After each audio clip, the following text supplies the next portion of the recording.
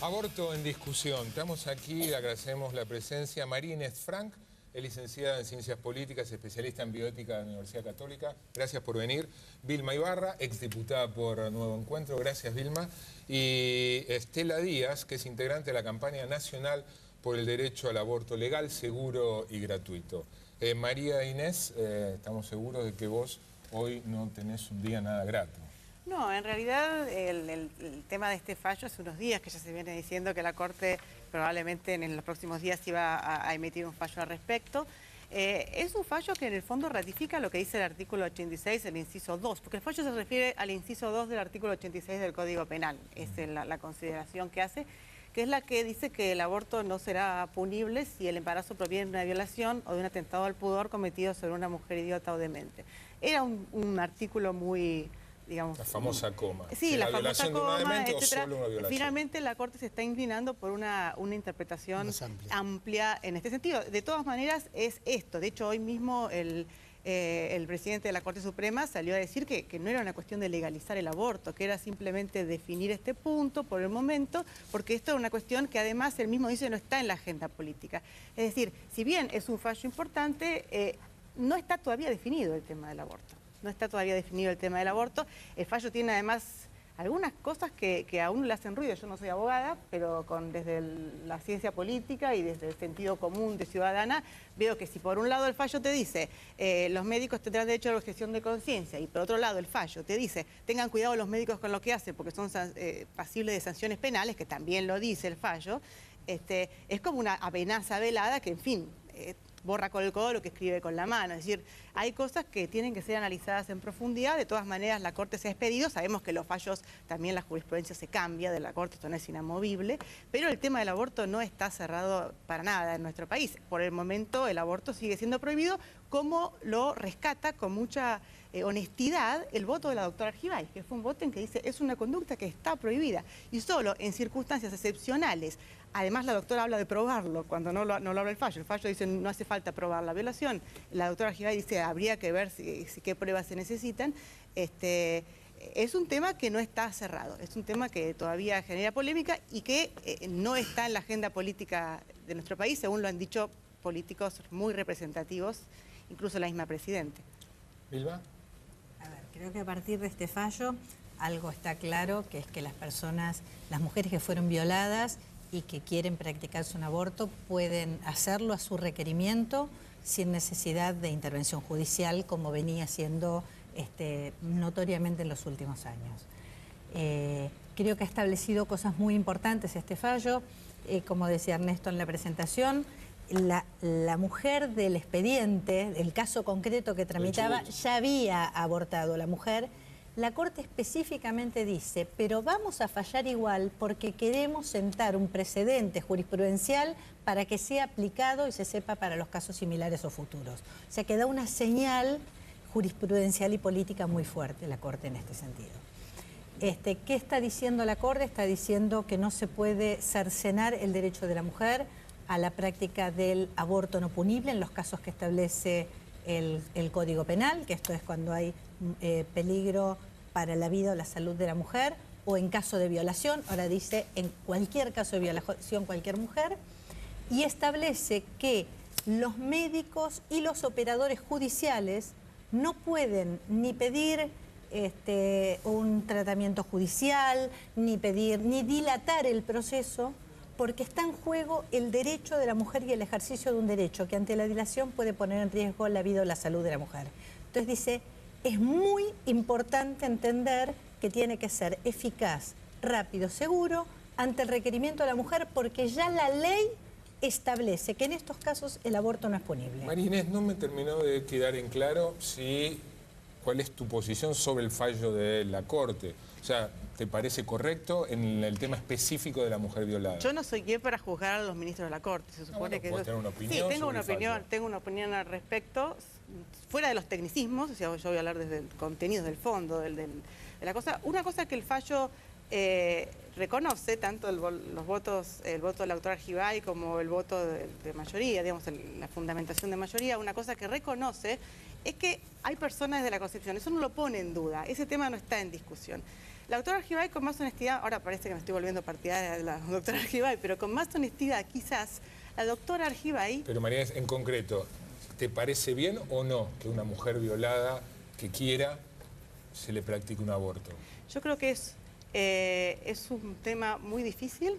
En principio reconozco que hay dos personas en juego, que son la madre y la mujer y la persona por nacer. Creo que tenemos que tratar de salvar a las dos personas. Me parece discriminación... Si estás en contra. Pero quiero explicar los motivos, porque me parece discriminación también decir, vos fuiste concebido de esta manera, tenés derecho a nacer, vos fuiste concebido de esta otra, no sé si tenés derecho a nacer, si puede ser que tengas, puede ser que no tengas. O sea, el tema me parece que es muy complejo, mucho más de lo que refleja el fallo también. Estela. Bueno, a mí me parece que es muy importante el fallo justamente por esto que se señala y cómo deciden. Digo, nunca se llega con los tiempos, entre los tiempos de una gestación y los tiempos de la justicia, llegar a tener un fallo de la Corte Suprema siempre aparecen contrapuestos. Y la verdad que se ha reiterado a lo largo de todos estos años un peregrinar muy fuerte de mujeres, obviamente de sectores populares, porque son las que van a los servicios públicos de salud, reclamando que se cumpla con el acceso a un aborto en condiciones legales, cuando son víctimas de violación o en otros casos, ¿no?, de peligro de vida y de salud. Así que a mí me parece clave que la Corte establezca, es muy minuciosa la Corte en relación a todos los debates que hay, los debates de constitucionalidad, porque ellos dicen, ¿por qué fallamos?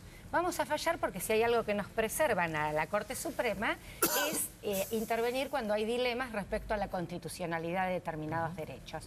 Todos los que obstruyen no solo el aborto en casos de violación a una mujer que no tiene discapacidad.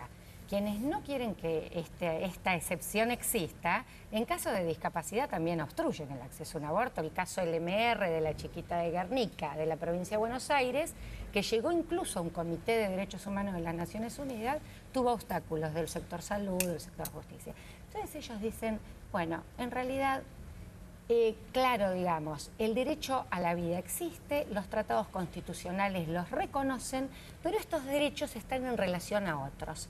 Y hablan del derecho a la dignidad, del derecho a la igualdad, del derecho a la no discriminación, y además toman mucho de todas las recomendaciones internacionales que ha recibido el Estado argentino todos estos años, señalándole que, cuidado, la Convención de los Derechos del Niño, el Pacto de San José de Costa Rica, el Pacto de los Derechos Civiles y Políticos, ustedes están restringiendo la interpretación del aborto, no están cumpliendo con un derecho a un acceso a la salud de las mujeres y esto va en contra de los tratados vigentes en el país.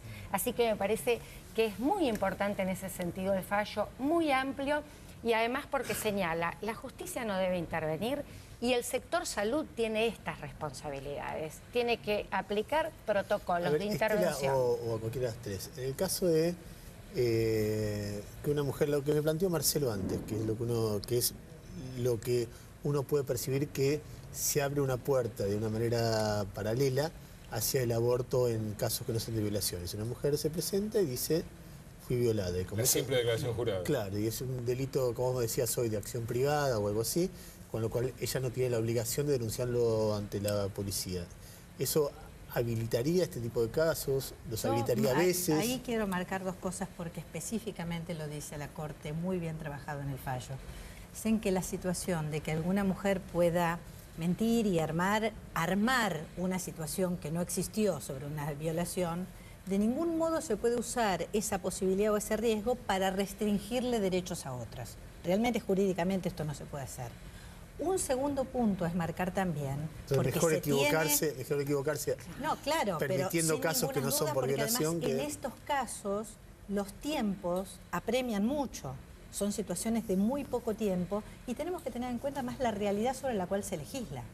La mayor cantidad de abusos se dan en situación intrafamiliar. Esas mujeres, esas jovencitas generalmente abusadas, muchas veces es por familiares, amigos de las familias, chicas que no están en condiciones, no van a denunciar, asustadas, llegan en situaciones de embarazo con una soledad y una vulnerabilidad altísima.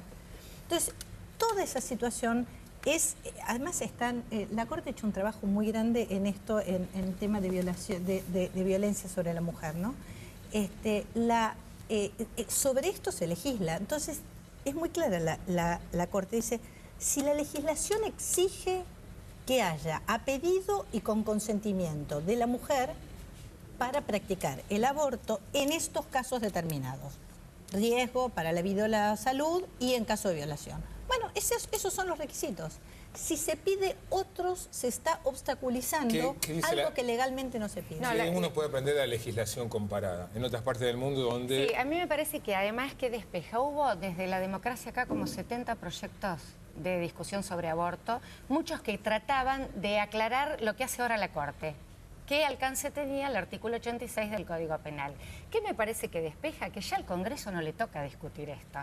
En realidad, en tal caso, lo que sí tiene que discutir el Congreso de la Nación es si va a ampliar derechos. La legalización. Entonces, el proyecto de despenalización y legalización, la campaña, ahora lo estamos por volver a presentar, que plantea la interrupción voluntaria del embarazo hasta las 12 semanas de gestación, este es un debate de ampliación de derechos, que es lo que se debe al Congreso de la Nación.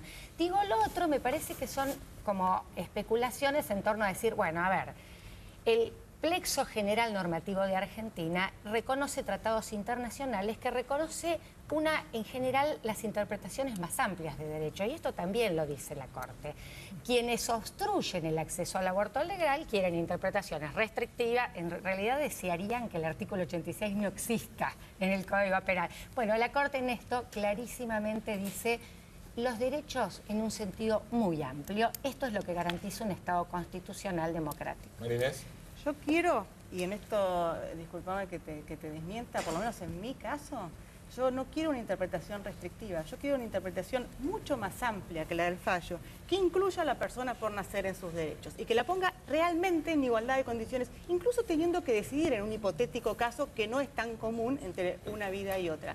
Que la incluya en la misma categoría jurídica, porque la tiene, porque tiene la entidad de persona. Nuestro Código Civil lo tiene, los tratados internacionales lo tienen, y lo reconoce el fallo, que está muy bien armado, lo reconoce el fallo, porque no lo discute, pero elija. Depende, porque en realidad hoy decidir entre una vida y otra es muy difícil. La ciencia ha avanzado tanto en la medicina que no se da esa opción tan rápidamente. Y hablaban de las violaciones intrafamiliares y todo el tema de los delitos de instancia privada. Es verdad esto, pero la situación en que nos coloca es de una enorme injusticia, porque tenemos violadores intrafamiliares, que son los peores, que están libres, que no van a responder nunca por lo que han hecho, cuando esas personas tendrían que responder con todo el rigor de la ley. Entiendo que sea un delito que si no se denuncia privadamente no se puede perseguir, pero a ver, cortamos por lo más débil el problema. Esas personas son las responsables. Esas personas, la política debería estar... ¿Cuál sería la alternativa? Y habría que pensarla. Yo no te puedo decir una alternativa, no soy abogada, pero si puedo decir un disparate atómico, ver cómo estos delitos de instancia privada de alguna manera quedan salvaguardados de la opinión pública, quedan salvaguardados de la publicidad y de alguna manera se pueden perseguir, y que el delito de violación no sé si tiene, lo estoy diciendo, quizás no soy abogada, pero ¿por qué tiene que estar libre la persona responsable de que muera una persona por nacer y que una niña esté con su vida traumada? ¿Por qué? Yo tengo una última pregunta, Estela o Vilma. El hecho de la simple declaración jurada. Ustedes que conocen la problemática real, ahora quien se practica un aborto lo hace de manera clandestina, con todos los peligros y riesgos que se conocen. Esto habilitaría la posibilidad de ir a un hospital público y realizarse un aborto de una manera no riesgosa y bajo un amparo legal, en el caso del armado de una violación. Conociendo lo que ocurre en la práctica, ¿ustedes consideran que van a ser muchas las mujeres que en lugar de practicarse un aborto clandestino van a armar una violación ahí en el hospital público o no? No, la verdad es que no lo podría decir. Lo que sí puedo decir es que las mujeres que han sido abusadas y que hasta hoy peregrinaban juicio por juicio, iban a los medios después a decir que les denegaban, y en realidad se hacen públicas estas cosas porque van las mujeres a los medios a pedir por sus derechos, desesperadas y vulnerables, van a poder acceder a sus derechos. Lo demás hay que verlo, tampoco es tan fácil, tampoco es tan sencillo. Quiero decir, los sectores sociales que pueden pagar un aborto tienen abortos hoy seguros en clínicas privadas y en condiciones de seguridad media. O sea, aquí van los sectores generalmente más vulnerables. Y tampoco es que arman la gran estrategia, generalmente se va muy desesperada en esa situación. Todo lo que uno conoce es de una enorme vulnerabilidad, y a mí la verdad que la Corte llegue a tender una mano a esas mujeres me parece hoy, la verdad, de un gran logro y me parece una gran conquista democrática. Y además los casos que hemos conocido por obstaculización de la justicia, justamente porque interfieren, porque estaba la denuncia de violaciones intrafamiliares y se enteran por el pedido de las pruebas para ADN. Y por eso se conocen los casos, porque la justicia, en lugar de resolver sí, vamos a tomar la muestra de ADN, interfiere para que el aborto no se practique. O sea que en realidad la práctica demostrada hasta acá es todo lo contrario y que hay muchos obstáculos en el sistema de salud para acceso a prácticas permitidas. Digo, la ligadura de tubaria, que las mujeres se van a hacer a los hospitales públicos, tienen obstáculos del sector médico para implementárselos. Digo, así que la verdad que suponer que puede haber una cuestión masiva de mujeres en los hospitales públicos diciendo que fueron violadas como excusa para conseguir un aborto en un hospital, la verdad que lo veo... Para una mujer medio, es muy duro. Es muy duro señalarlo, porque no se dice solo eso, así que... A las 3, María Inés, Vilma, Estela, gracias por venir. No, muchísimas gracias. Vamos al primer corte, en palabras más, palabras menos, cuando volvamos sobre economía con un ex ministro de Economía, el primero que tuvo Cristina, Martín Lustó. Palabras más, palabras más, palabras